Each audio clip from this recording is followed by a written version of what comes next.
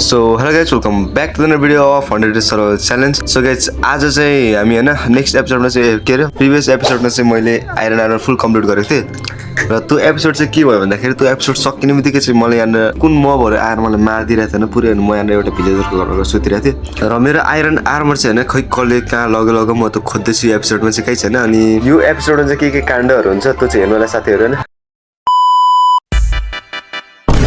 यसले लगाएर चाहिँ आइरन म के भन्नु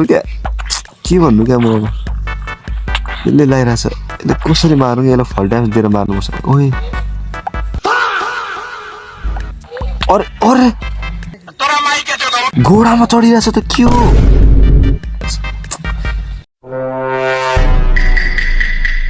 घोडा स्पियर बोकिरहेछ म के भन्नु क्या दोस्त के भन्ने अथवा के भन्नु यिनीहरूलाई म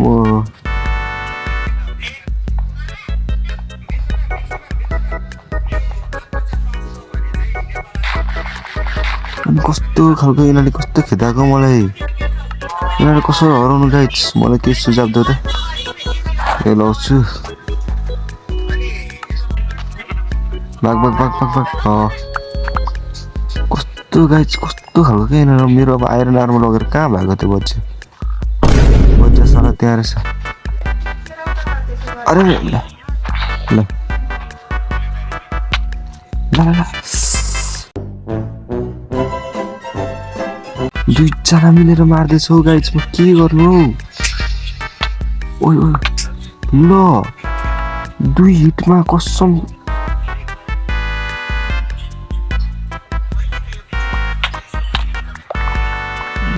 गाइज बर गाह्रो हुने रहेछ है यिनीहरूलाई हराउनु त पहिला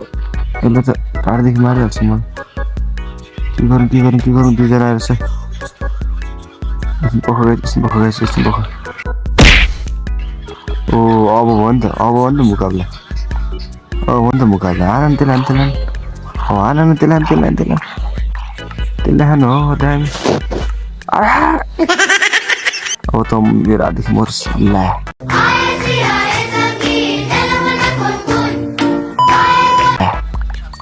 It's finally यार फाइनली भयो मेरो। तर यो एपिसोड चाहिँ म एउटा फुड फार्म मतलब के भन्छ त्यसले अब अनलिमिटेड फुड फार्म भन्दा नि अब अटोमेटिक विट फार्म चाहिँ बनाउने म कोसिस गर्दैछु र त्यो फार्म चाहिँ म कतातिर बनाउँछु भन्दाखेरि चाहिँ यसो हेर्दाखेरि चाहिँ अब यहाँ यत्रो खाली ठाउँ छ होइन यत्रो खाली ठाउँ पनि छ प्लस अब यता माथि हेर्ने हो भने यहाँ माथि पनि केही देख्दै छुइनँ मैले होइन यहाँ पनि मैले केही देखिनँ र म यो खाली ठाउँमा चाहिँ एउटा विट फार्म बनाइदिउँ भनेर सोचिरहेको छु र यो विट फार्म चाहिँ अब कतिको के हुन्छ यताले हेरौँ तर बनाइदिउँ न त के छ र होइन यहाँदेखि यहाँसम्म बाटो बनाइदिउँ र सबसे सुरुमा चाहिँ हामीले त्यो विट फार्म बनाउनुको लागि चाहिँ टुल्सहरू चाहिन्छ होइन डट ब्लक चाहिन्छ होइन त्यो डट ब्लक चाहिँ म यही सबले माइनिङ गर्छु र मलाई एरियाहरू पनि राम्रो बनाउनु छ क्या यहाँ टक्कसँग योहरू त कस्तो नराम्रो एरिया भएर छ यसले चाहिँ एकदम प्लेन बनाउनुपर्छ तर यसले भन्दा नि प्लेन बनाउनु चाहिँ हामीले यहाँ पर्छ होला क्या यसले चाहिँ एकदम चिल्लो होइन प्लेन बनाइदिउँ भने यहाँदेखि माइनिङ स्टार्ट गरौँ किनकि यो भोलि पर्छ फार्म बनाउँदाखेरि यसले अल्दोसम्म जस्तो लाग्यो र मैले चाहिँ यहाँनिर माइनिङ गरिसकेको थिएँ होइन यहाँको सबै डट ब्लकहरू हटाइसकेको थिएँ र मैले लगभग इनफ डट ब्लकहरू चाहिँ कलेक्ट गरिसकेको थिएँ यो फार्मको लागि र म चाहिँ सिम्पली यहाँनिर फार्महरू बिल्ड गर्न स्टार्ट गरिदिइहाल्छु। यो एरियामा चाहिँ लास्टै धेरै ग्रासहरू रहेछ होइन त्यो ग्रासहरू चाहिँ मैले यहाँनिर डिस्ट्रोय गर्दाखेरि चाहिँ धेरै सिडहरू पनि मैले कलेक्ट गरेँ र यो लगभग यो ग्रासहरू कलेक्ट गर्न मैले धेरै टाइम लागेको थियो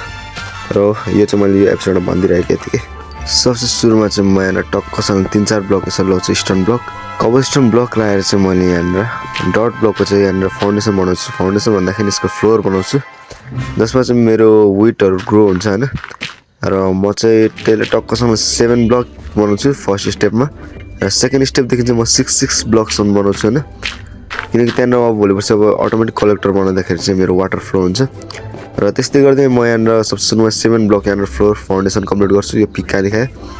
र टक्कसँग यो कम्प्लिट गरेपछि सेकेन्ड फ्लोर पनि कम्प्लिट गर्छु र थर्ड फ्लोरमा चाहिँ म त्यतिकै एन्ड गरिदिन्छु होइन बिस्तारै म यो फार्मले चाहिँ सुरुमा के गर्छु भन्दाखेरि एक्सटेन्ड गर्छु बिस्तारै बिस्तारै एपिसोड बढ्दै गएपछि थर्ड स्टेप पनि मेरो यहाँ कम्प्लिट भइसकेको थियो। फाउन्डेसन मुनि चाहिँ लाइट थिएन र त्यहाँनिर चाहिँ फेरि मबहरू स्पन हुने चान्स थियो र मैले सबैतिर फाउन्डेसन मुनि चाहिँ लाइटहरू राखिदिरहेको थिएँ किनकि लाइटहरू लगाइसकेपछि मैले माथि ठक्कसँगले म्यानेज गर्छु थर्ड स्टेपको यतापट्टि। त्यहाँनिर मेरो अटोमेटिक कलेक्टर फार्म हुन्छ र टक्कसँगले म यहाँनिर चाहिँ एक ब्लक लगाएर चाहिँ के गर्छु भन्दाखेरि यहाँनिर सबैले यहाँनिर वालले घेरिदिन्छु चारैतिरदेखि।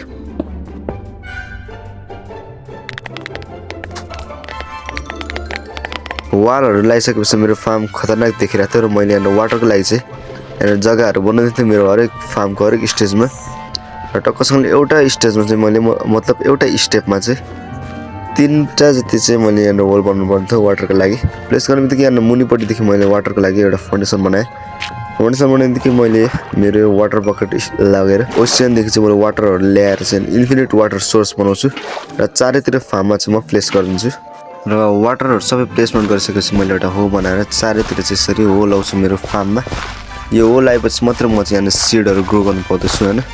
र म चारैतिर यसरी हो लगाएपछि सिडहरू मैले जो जम्मा गरेको थिएँ त्यो ग्रासहरूलाई ब्रेक गरेर त्योहरू सबै यहाँ प्लेस गरिदिन्छु र प्लेस गरिसकेपछि चाहिँ म टक्कसँग यहाँ तल जान्छु र अझै पनि सिड कलेक्ट गर्नु खोज्छु होइन अलिकति रहेको र टक्कसँगले मैले चाहिँ यो एउटा चिकन पनि भेटिरहेको थियो त्यो सिड कलेक्ट गर्दाखेरि र यसको लागि मैले बस्ने ठाउँ पनि बनाएँ। यसको नाम चिन्टु राखिदिन्छु म मसँग ट्याक्स ट्याक्स र आजको लागि चाहिँ यति नै राखेर एपिसोड होइन अनि यहाँसम्म भिडियो हेरिदिनु लाइक गरिदिनु होला अनि कमेन्टमा भन्नु नेक्स्ट एपिसोडमा के बनाउनु भनेर र आजको लागि चाहिँ यति नै हो। कमेन्टमा कमेन्ट गर्नु होला होइन त्यही हो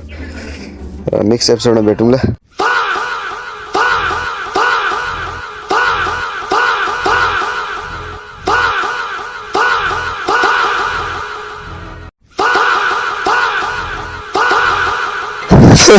Yo, Shahrukh Khan.